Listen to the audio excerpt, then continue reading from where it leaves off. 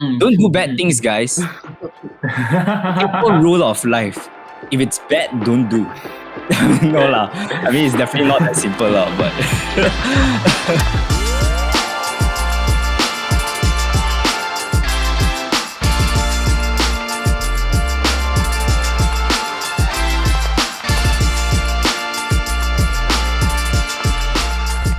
Okay, welcome back, guys. yeah. Yay! Exactly the same You're stuff back. that we're wearing. Exactly, we wanted to stick with the theme. Yeah. There's a theme going on, everybody's wearing dark colored clothes.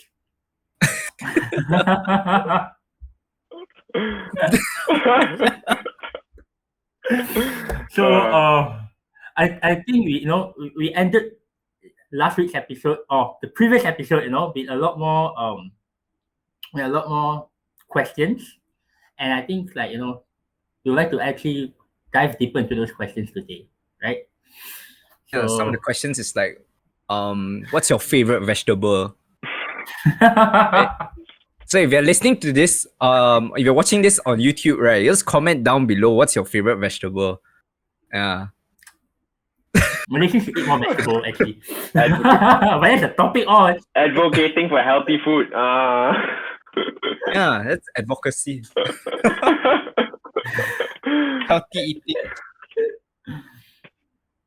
Yeah. And I think back to the topic about I'm sorry. Yeah. Continue. Yeah, back to the topic. vegetable. Let's go. Okay, back to the topic actually about advocacy, right? Actually I wanted we wanted to talk to Jit about the things that happen behind the scenes. Right? Because everything that we see is whatever media portrays or whatever Instagram portrays, and we don't see the blood, sweat, the tears, that kind of stuff. Yeah. Yeah, there's so much that goes on behind, like even if you're talking about, let's not talk about advocacy yet lah. Let's just talk about where people are getting their news, where people are getting their information, right? That in itself, there's so much going on behind that. You have to be very, very careful where you're getting your sources. There's so much to media ownership, right? Who owns the media that is giving out, that's writing out these narratives for you to read about and watch and all that, right? So who are the ones who with the means of producing such narratives? What are they gaining from it? And what's the agenda? So I think all these questions are so important, but in this media saturated world, we just take in everything, right? We just read and scroll and read and scroll and read and scroll. So we have it's very interesting how on Twitter actually right now, if there's like a news article or there's like a link, and if you try and share the link without clicking into the link first, they actually give you a warning, and not really a warning lah, but they tell you first that you haven't clicked into this link. Are you sure you want to share it? Which I think is actually That's pretty smart though. right, I think it's a pretty good thing that Twitter has done. Twitter has not done a lot of good things recently, right? Their design recently, it's I don't know what they did. They changed the font, they changed the way the follow button and the following button. Okay. They've not done a lot of very nice things recently, but about this is Twitter another time. but this is a pretty good thing to add lah, because if you haven't read it, then why are you sharing it, right? And even if you have read it, what do you gather from that piece of news, from that narrative, from that story? Any communication student out there, you probably have heard of this name called Marshall McLuhan. Mr. Marshall McLuhan, right? Mr. MM.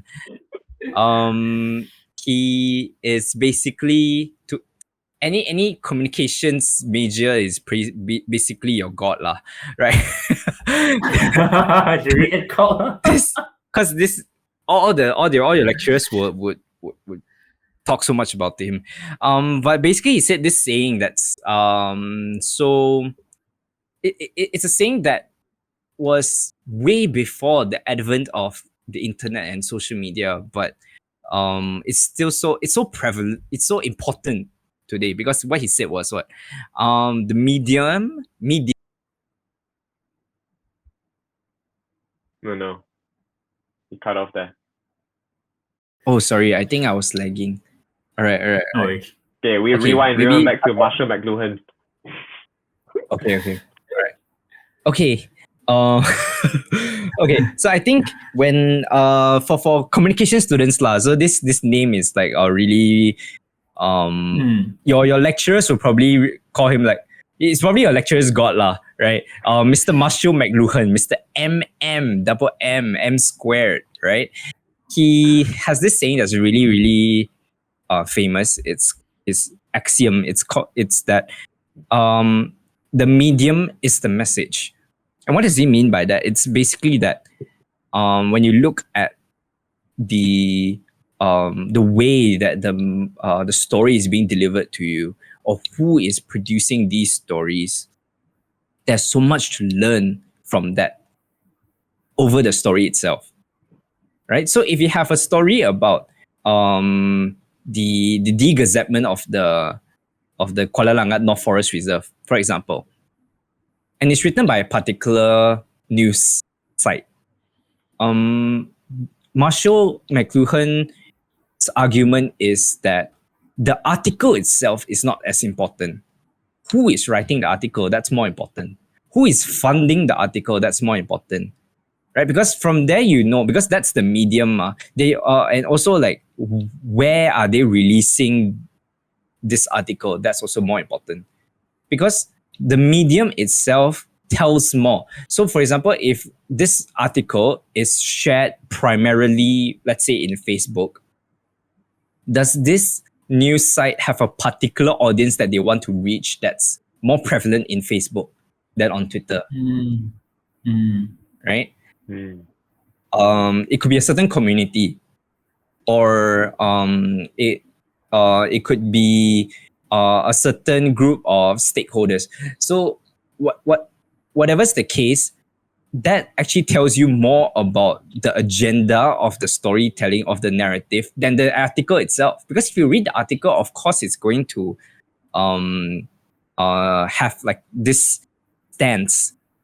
But for you to identify that stance, you need to know all these things that's behind the scenes. That's who's controlling that the medium itself. By knowing that, you know more about the situation than if you just read the article on its own. So I think that's a very, very important thing in beginning to understand what goes on behind not just advocacy, but narratives there in general.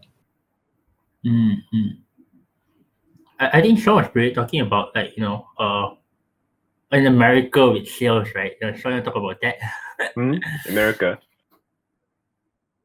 The sales of Oh yeah.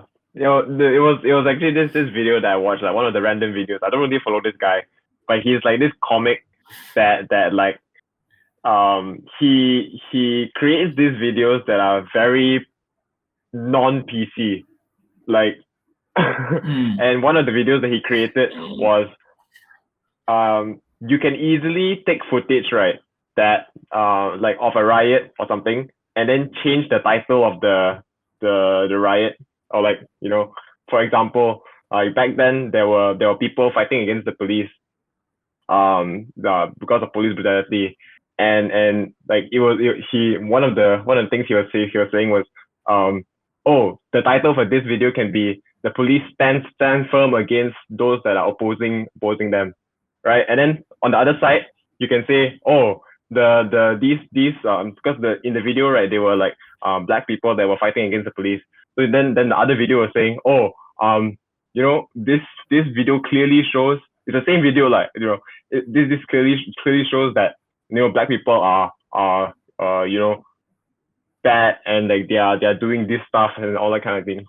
It's very easy to like package the media in a certain way and skew it so that it is beneficial for a certain party. And like we were talking about this off the line, but it's very hard to identify like sources that are trustable, and being able to discern where you can get your true source of information, right? And then that is why, like, I think like what Jit is talking about, not just looking at the content of the news, but also reading in between the lines and finding out who is benefiting from this particular piece of news, right? Yeah.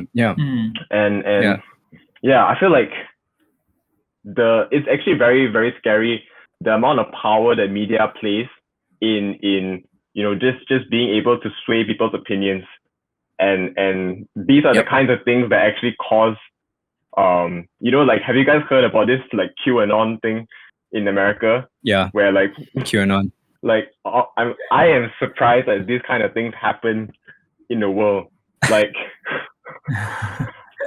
I get less surprised every single day, like, right? More things happen. You're just at a point where, and it's so sad that that we are getting desensitized to it.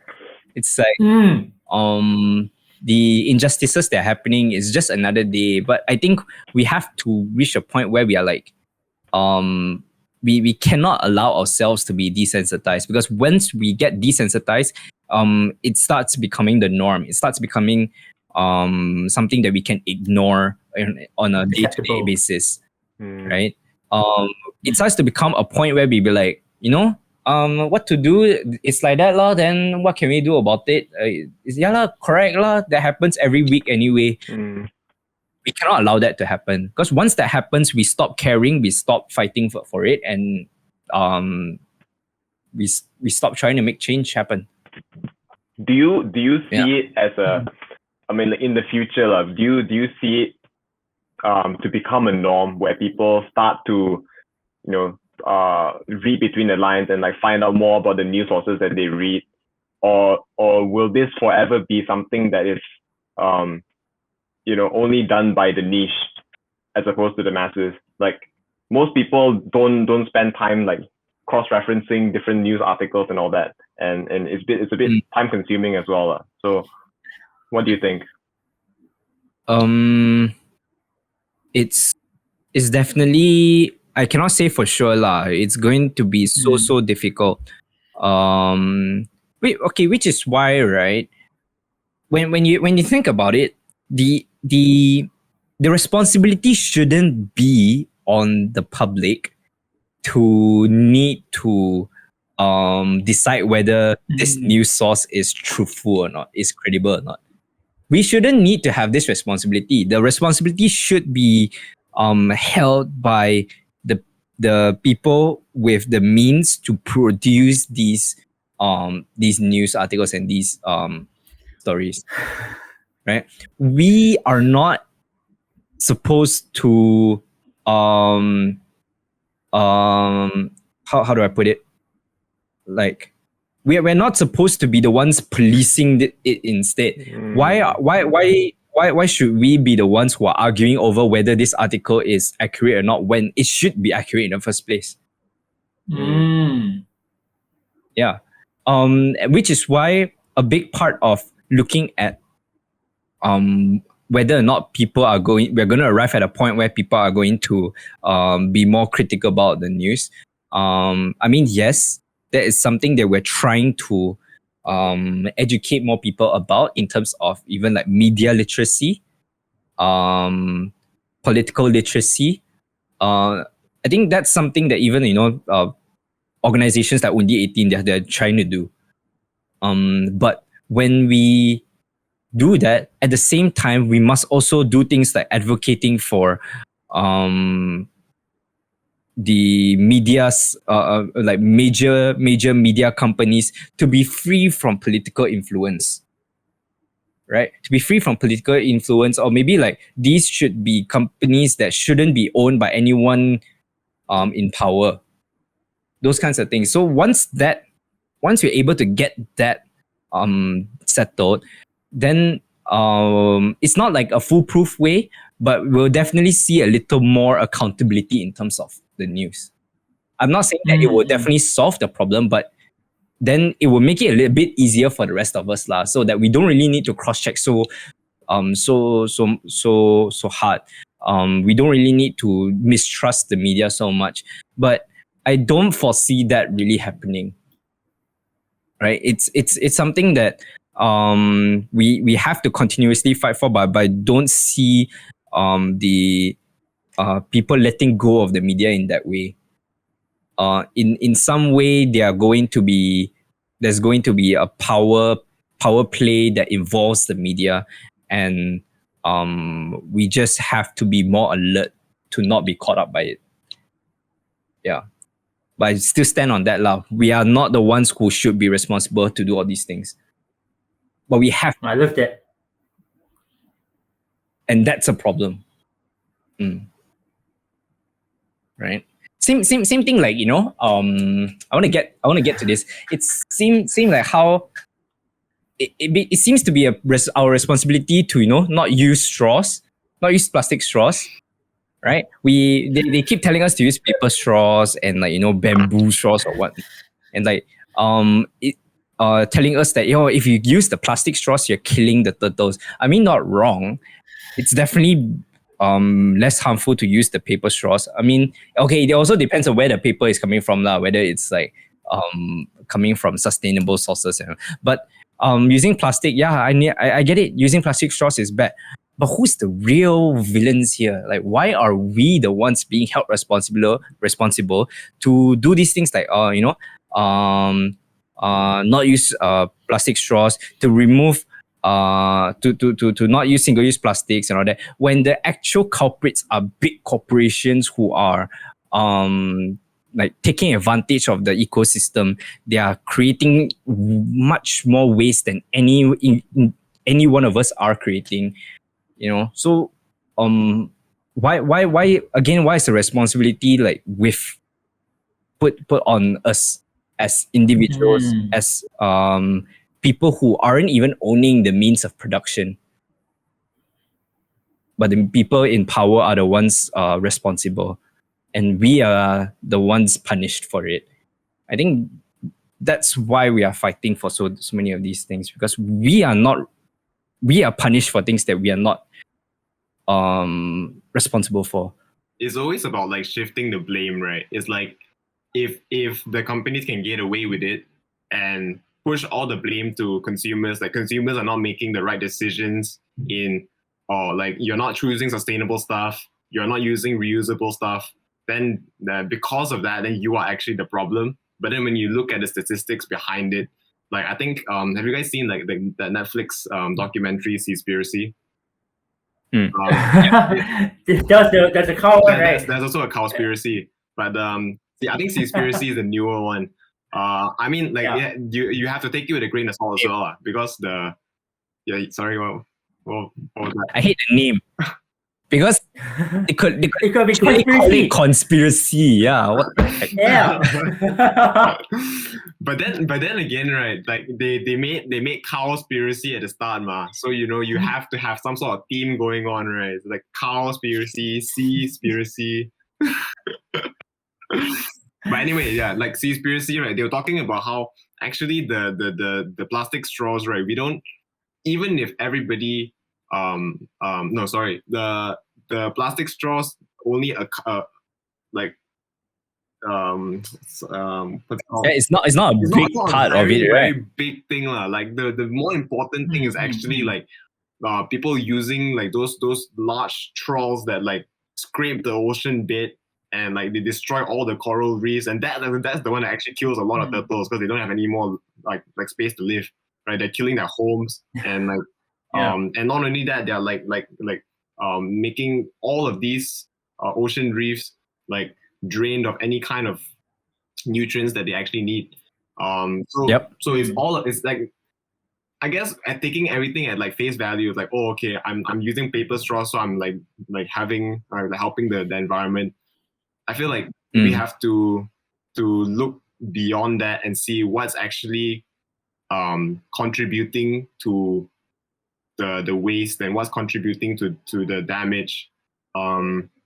Yep. And Because, but then again, right, I'm not saying, because it's very easy to make this argument where like people start to say like, oh, if you look at it in the big picture thing, right, like my decisions doesn't actually make any difference. Like it's all up to the bigger companies to make those big changes. Then like what's your take on that? Like for individual consumers, right? Like if their change is so minute, right, then what would they do? Right. I think it doesn't. I think these are not mutually exclusive, lah. It's not that just because you are fighting the big corporations that you can just kick your, just sit back, relax, and just not care about anything else. Because I guess there is a power in doing the small things. There is a power in doing the small things, because when you have everyone doing the small things, then there's the impact of seeing that, hey, every normal person is doing what we can. That's within our capacity. Each one of us is trying to do that. Why can't you, as someone who owns like the big company, or like someone who is a lawmaker, someone who is a legislator, why can't you do your part in fixing this issue, right? In creating legislation that is that prevents toxic waste being poured into the seas. These kinds of things. If we are doing what we can, why can't you do your job? I think when we do these small things, we must do it with that intention. We must do it knowing that our not just for performative sake lah, right? We have to step away from doing performative advocacy and actually do it with an intention of, hey, I want to prove a point. It's not just that I am trying to help.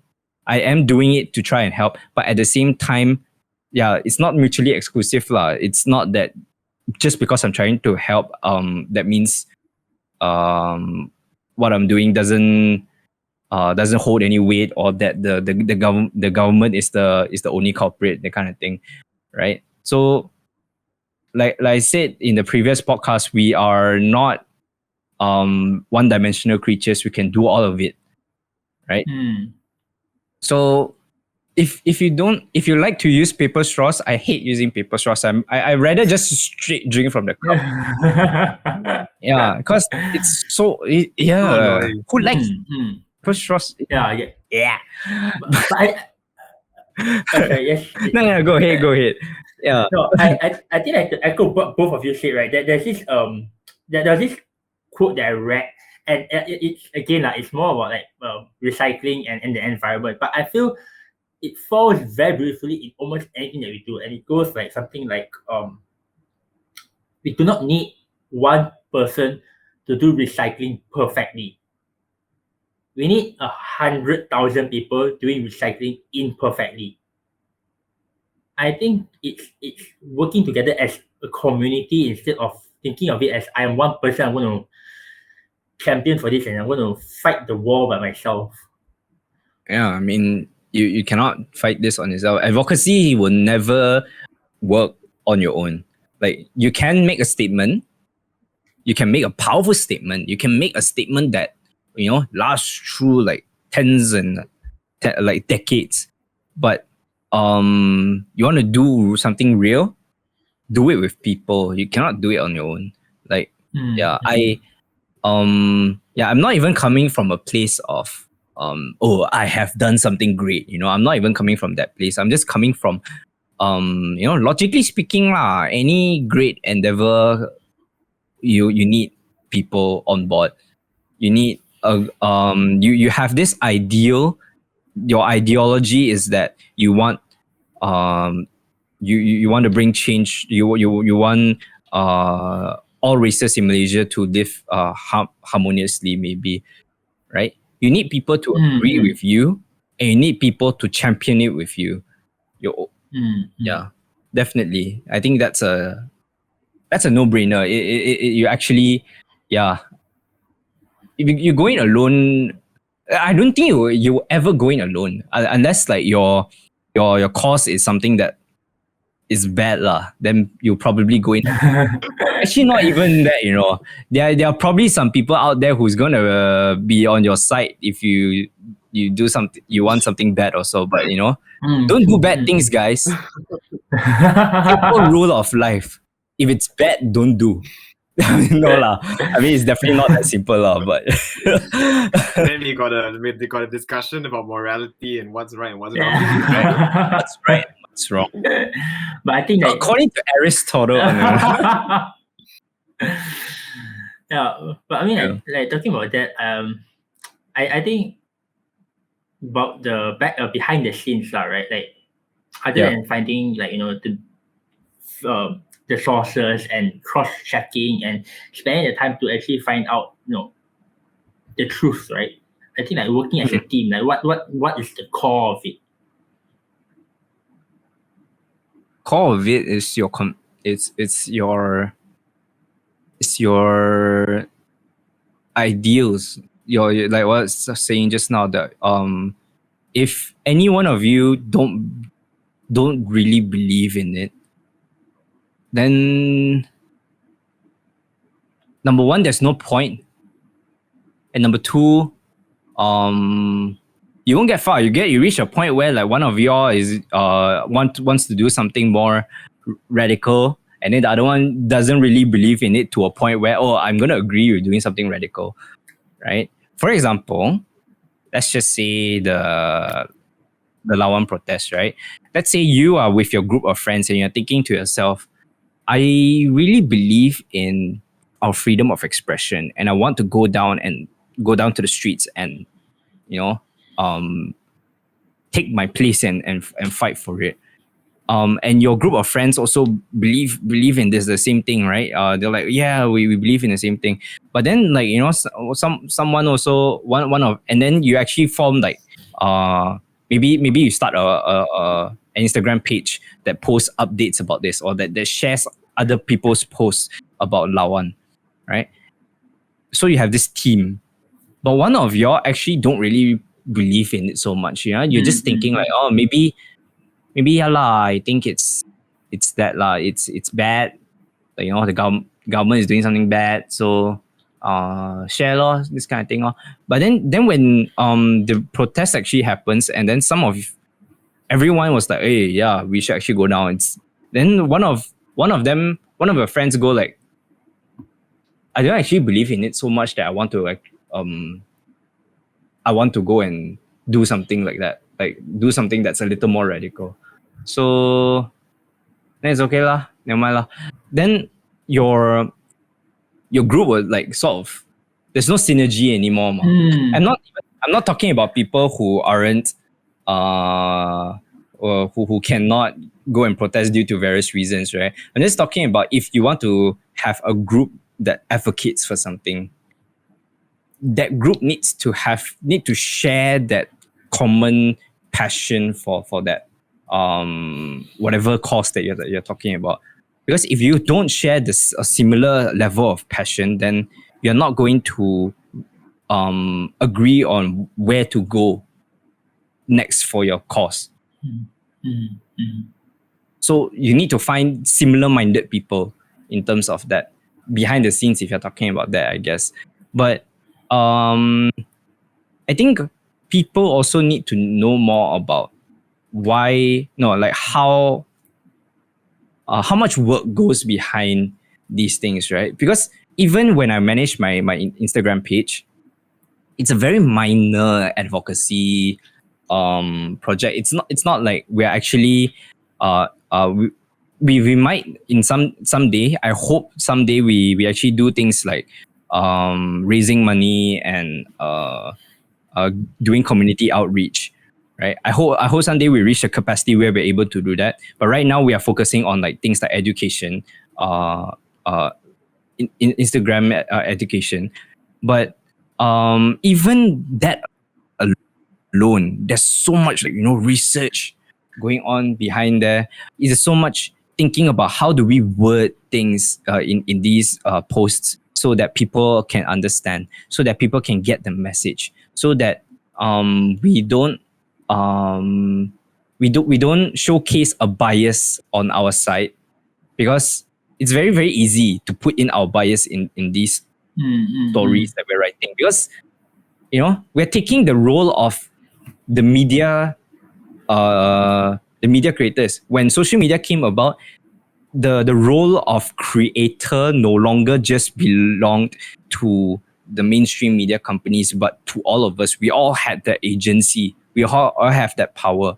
And then once you have the role of creator is dispersed in that way, and everyone has that role in their hand, you have that power in your hand, you also have the responsibility of how are you going to use this role as creator to pull out the stories. So the same things that we were saying just now, when we talk about the mainstream media, when we talk about how they frame the stories, who is funding and whatnot. Maybe if you personally don't have a funder, but your own personal biases, your own personal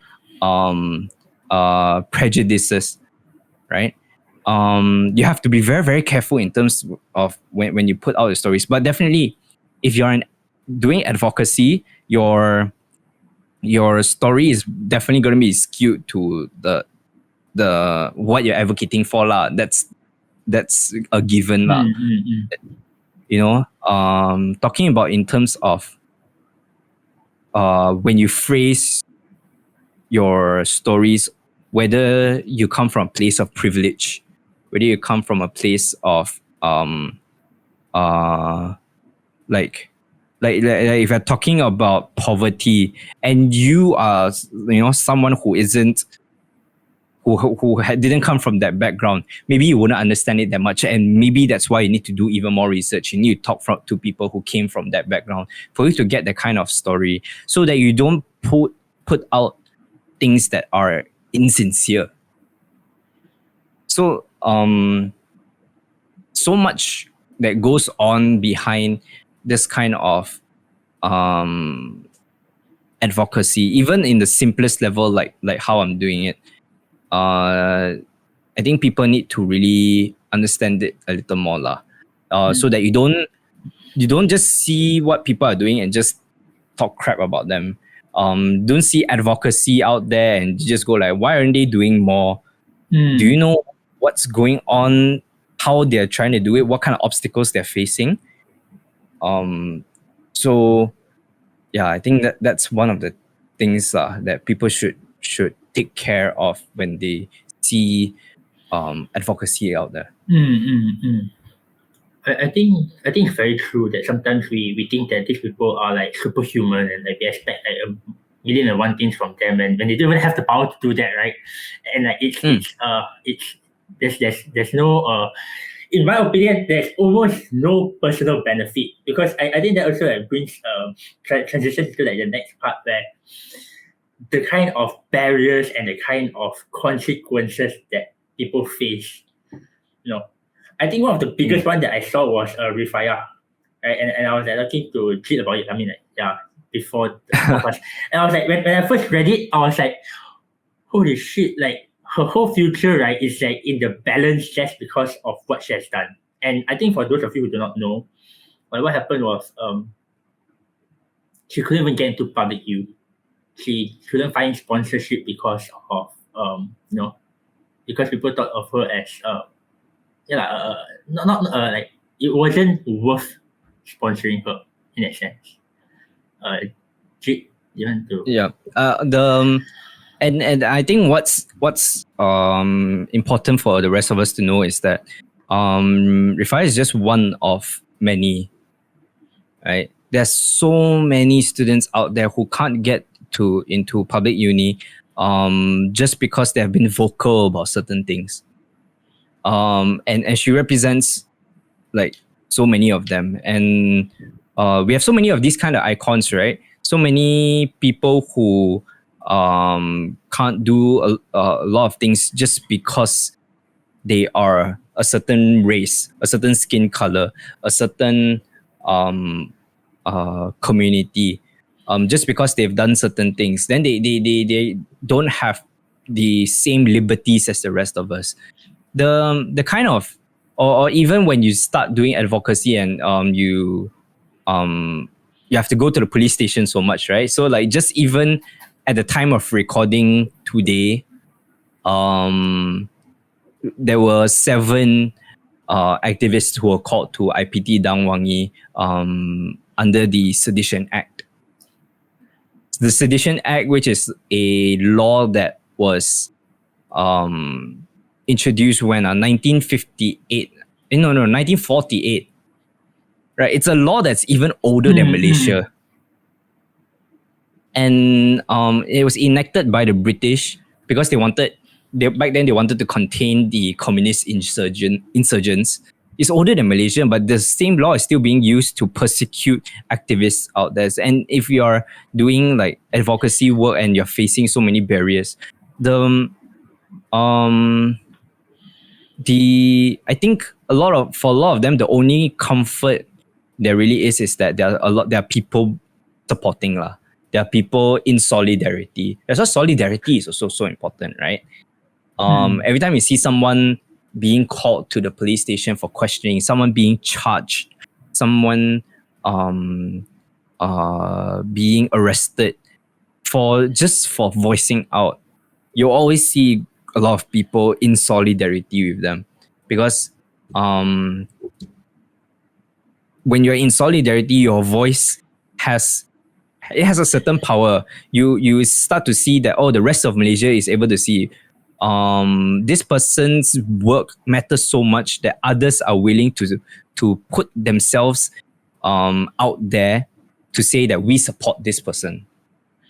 And knowing that this person is being investigated or is being charged and there's action being taken against them, knowing that action such as this is happening, but they are willing to put themselves into that position just to say that we support what this person does.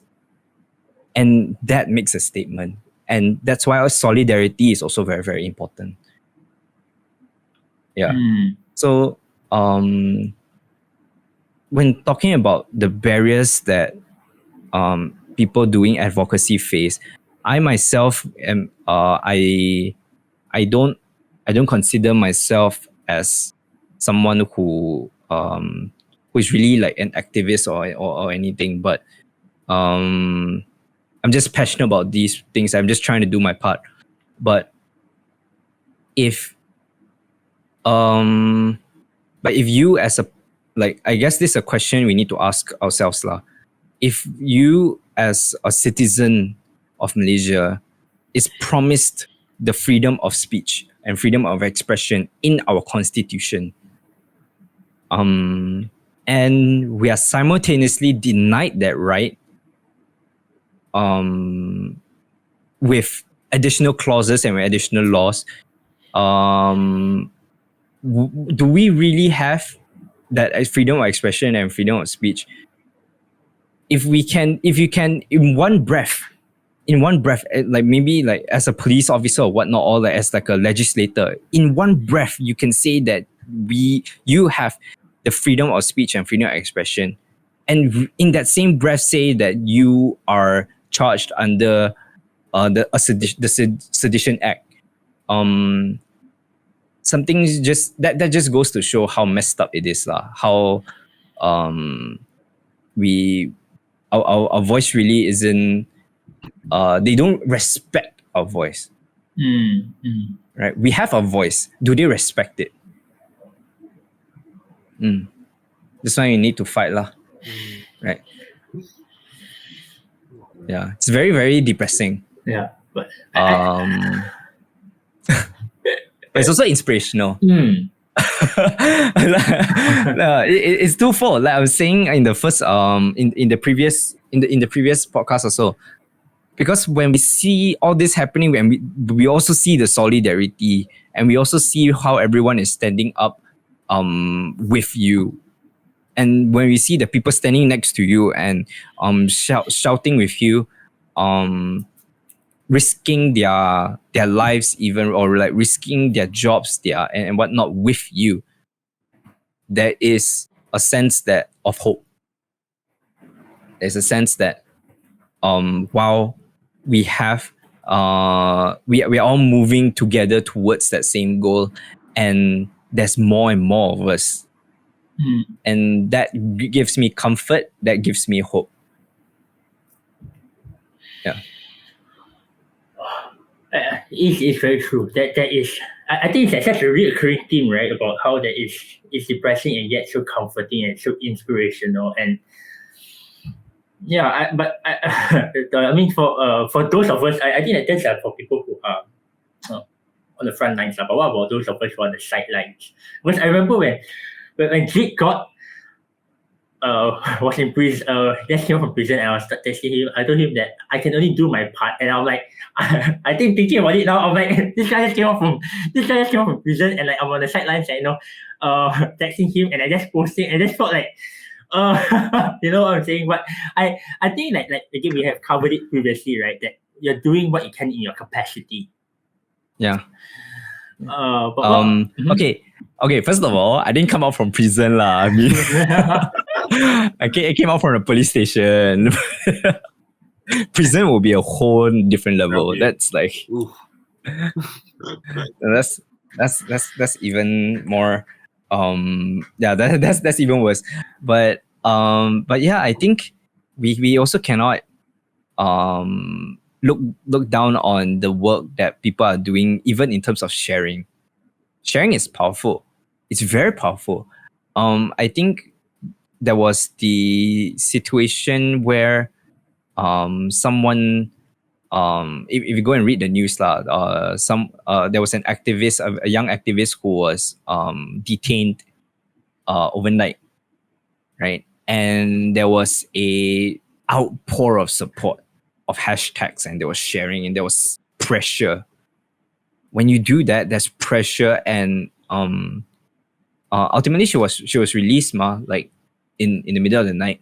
But the pressure is something that really cannot be ignored. You can say that the police can just ignore whatever you're posting out there, but when the police ignores, then it shows there's a very bad it sends a very bad message about them, lah. Like, how dare you ignore thousands and thousands of reshares? Like each reshare is one person saying that this is messed up, you know. So basically, thousands and thousands of people are saying that you done messed up by detaining this person. So that's like just one example out of many. When you are in your own capacity, don't see yourself as any less. Even for like the video, right? The video that happened, there were videos that went viral, and these videos, when you share them, you're letting more people see how messed up the police institution is, and the way that they are they're using force and violence to deal with an otherwise peaceful group of people. When you share it, you're letting people who might not have known that this was a problem see that it's a problem. They might know that, police beat up people every once in a while, but they didn't know that they would beat up people who were literally mourning for the dead. Not beat up, but like use force on people who were literally mourning for the dead. So like, your reshares are powerful, your comments are powerful, your likes are powerful. But if you're serious about it, don't stop there. Yeah. What my bosses over at Undi 18 actually told me this one thing, that democracy doesn't, like, when we talk about democracy, it doesn't stop at the ballot box, right? So you go and vote, and you might think like, oh, I've done my duty as a voter, I've done my duty as a citizen, I voted, and democracy, my role in democracy ends there. No, your role actually just begun. Same thing here. Your role in advocacy doesn't stop when you share that post. That has only just begun. You can choose to do the same thing. You can choose to keep sharing every day. I mean, it's not wrong. It's totally fine by me. If you're at a position where you're unable to take the next step because of safety reasons or like personal reasons, because it's you're not emotionally equipped to handle it or whatnot, it's fine. Understand. But if you feel that you're capable to take that next step, why not just go ahead? Why not take that next step? Right? That next step could be talking to your parents about what's going on. It might not be going out there and shouting at the police or whatnot, but it could literally just be telling your parents or asking your parents, what do you think about this? What do you think about cultural appropriation? Maybe that's one. Or like, what do you think about the Rohingya community? So if you take that next step and that's your next step, then go ahead, talk to them. And if you have another step after that, which is to maybe talk to a small group of people outside your family, go ahead, take that step. Yeah, as long as you don't stop at one thing and just leave it at that, right? Take your time, take the next step.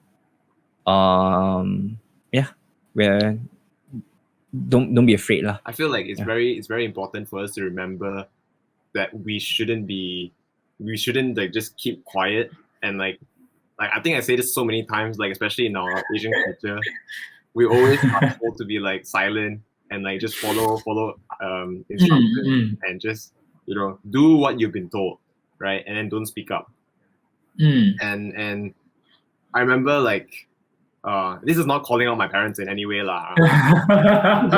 But then like there will be conversations sometimes, when we are like it's the older generation may be a bit more racist, and there was this one time when we were talking and I was like, that doesn't sound right, it sounds like you're saying that these people and you are generalizing all of them to be bad, right? And I was just thinking in my mind like this doesn't sound right, so I want to call out on them and say, hey, you can't just generalize all of them to be bad, just because you have certain experiences, that may be the bad apples that you have seen, but you can't say that all of them are bad.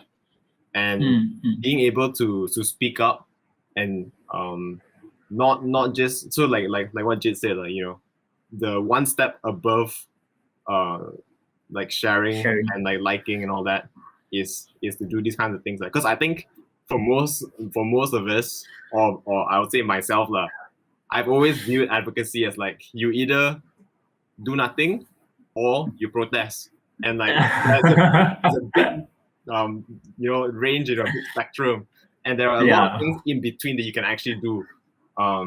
So yeah, I think that was my take on it lah.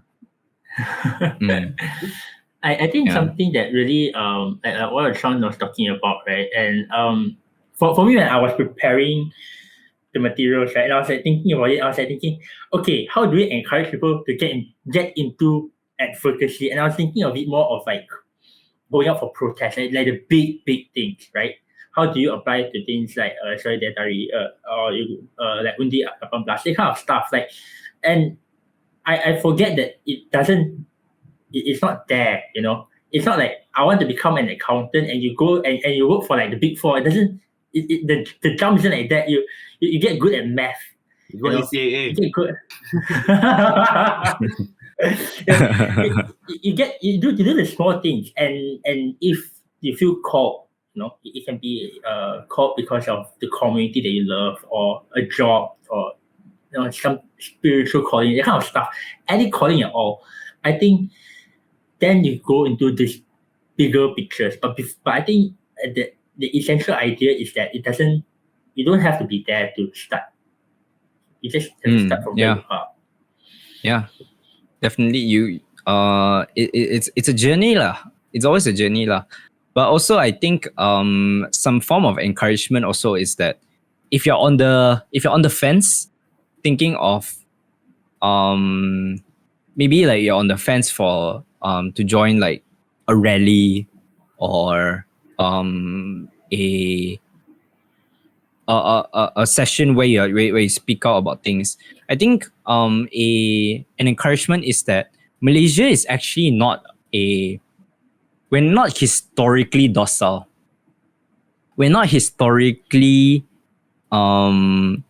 anti speaking out, because there have been so many instances in our history that even university students have come out to speak out. In fact, one of the more during the 70s, there were groups of students. I think in the 70s there was the Baling demonstration in Baling. It's one of the it's a very, very iconic, very, very important street protest, because you had thousands and thousands of rubber tappers and university students going to the streets to protest about poverty.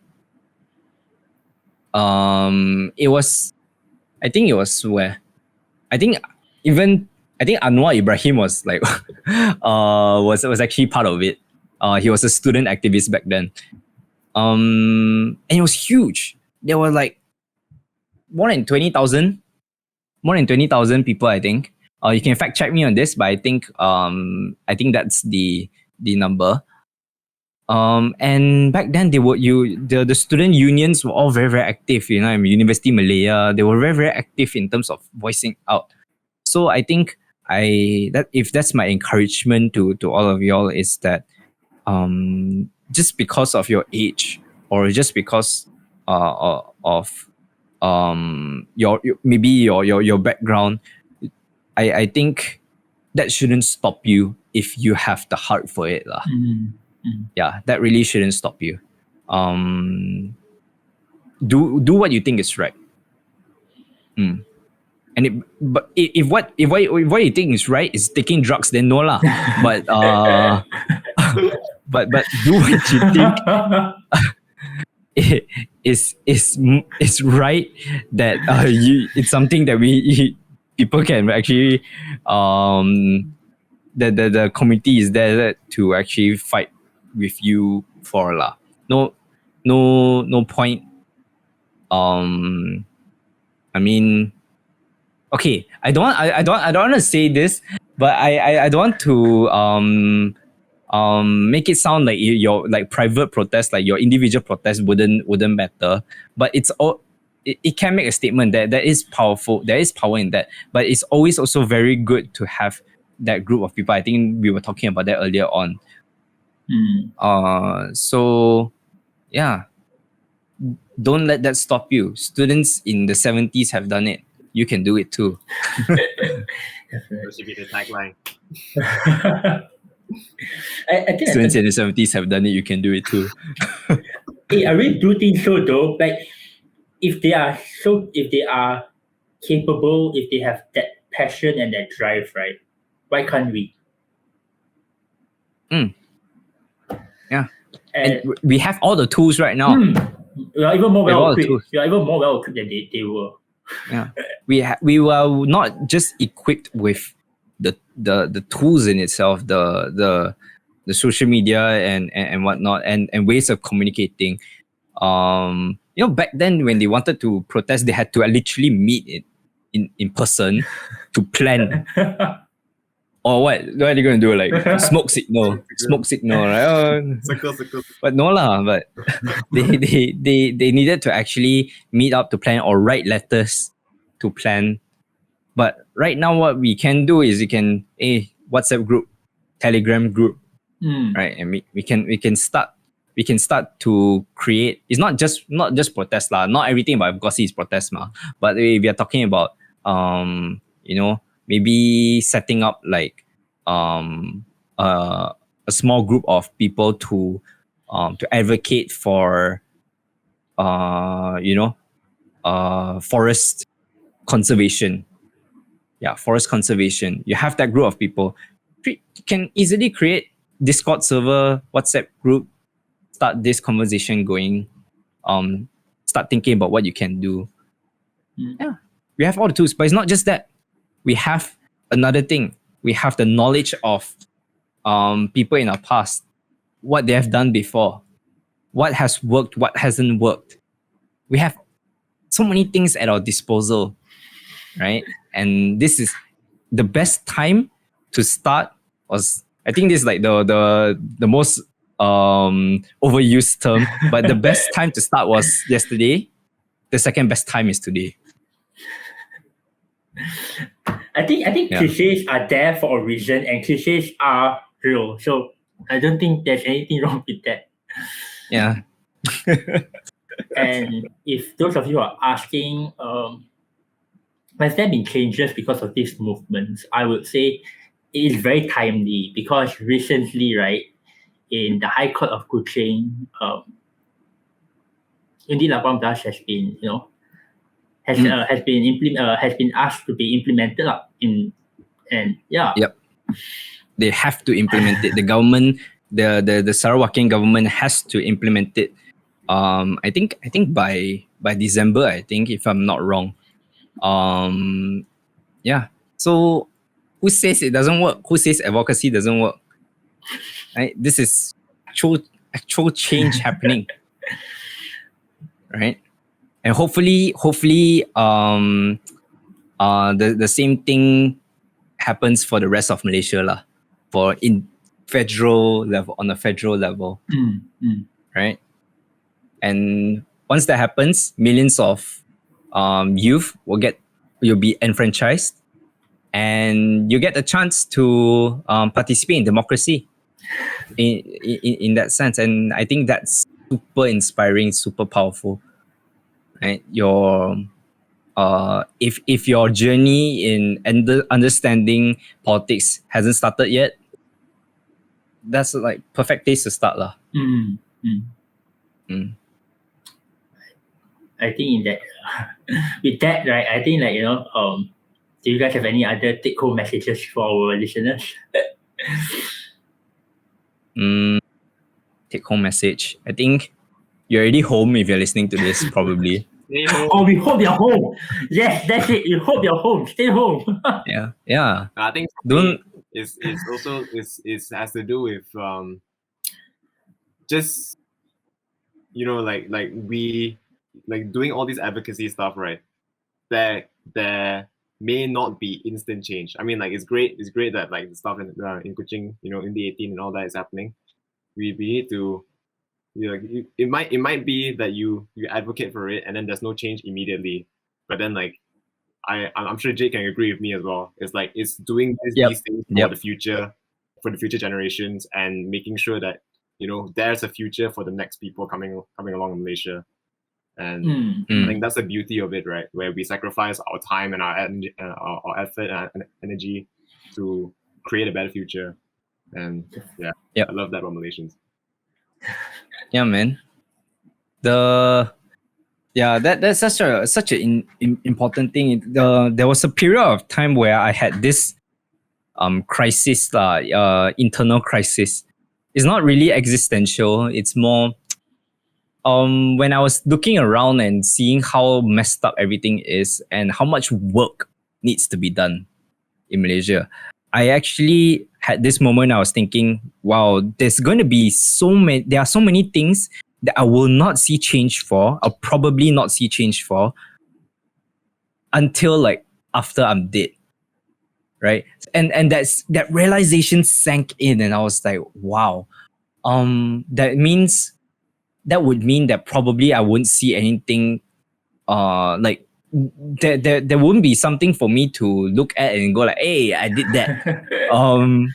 Like even until I'm dead, and then I had a period of wondering why I even did what I was doing, right? Or why do I even bother reading about the news and all that?